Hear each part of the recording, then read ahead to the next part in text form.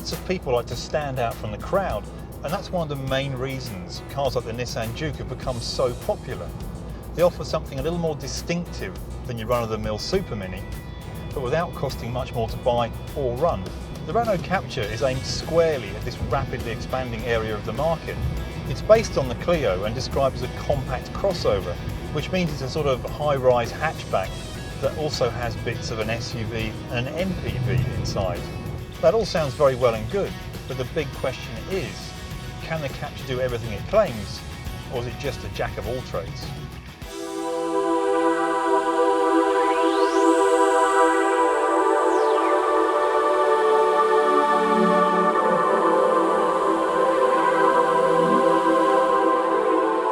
The Captur may be based on the Clio, but visually at least, all the two cars have in common is this silver badge on the nose. One thing you can say about the Captur is it's a really striking looking vehicle, successfully blending bits of SUV, MPV and regular hatchback in its design. Thanks to the extra ground clearance, this is actually a fair bit taller than a Clio, but Renault's done its best to hide that extra height by using clever tricks, such as the deep painted door sills and the two-tone paint jobs to make the car appear sportier and lower. The beauty of the Captur is it's just a blank canvas on which to paint your personality. You start off by choosing one of the 3 colour collections, and then by picking from the umpteen combinations of wheel colour and paint jobs, and then adding graphics for the bonnet, the roof and the tailgate, you can truly personalise your car.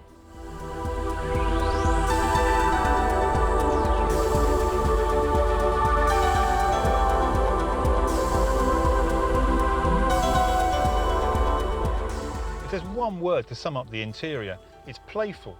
You get coloured trim around the centre console and the loudspeakers, and there are as many ways to personalise the interior as there are the exterior. It's not a case of style over substance. There are plenty of clever little features. From dynamic trim upwards, for instance, these seat covers are removable and machine washable. That's really handy if you've got mucky kids. Like the Clio, the Captur has a nice uncluttered dashboard with a neat touch screen that controls most of the functions. Go for this Media Nav package and you effectively have a tablet computer, apps and all, integrated into the car. Although you sit quite high up and quite upright, there's enough adjustment in the wheel and in the seat for almost anyone to get comfortable behind the wheel. A couple of adults will fit in the rear too, and the bench slides backwards and forwards so you can maximise either passenger space or boot space. There's another neat touch too.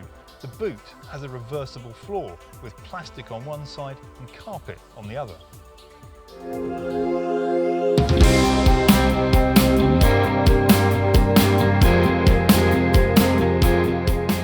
If you're going to build a compact crossover, then the Clio is a really good place to start. And although the Captur sits a little higher off the ground, it strikes a similarly good balance between a comfortable ride and an enjoyable drive with very little body roll. The extra height gives you a really good view forwards. The light steering makes it really easy to manoeuvre in town, and there's always the added reassurance of a maximum 5-star Euro NCAP crash test score. If you do most of your motoring in town, then the 1.2 petrol engine will be perfectly good enough. But if you regularly head further afield, then it's worth spending the extra on the 1.5 diesel. It's much stronger at low revs, and it also doesn't come with the automatic gearbox that's standard with the petrol engine and can be very slow to react. And on top of that, although the petrol engines average more than 50 miles to the gallon, the diesel engine averages more than 75 miles to the gallon and has CO2 emissions of less than 100 grams per kilometre.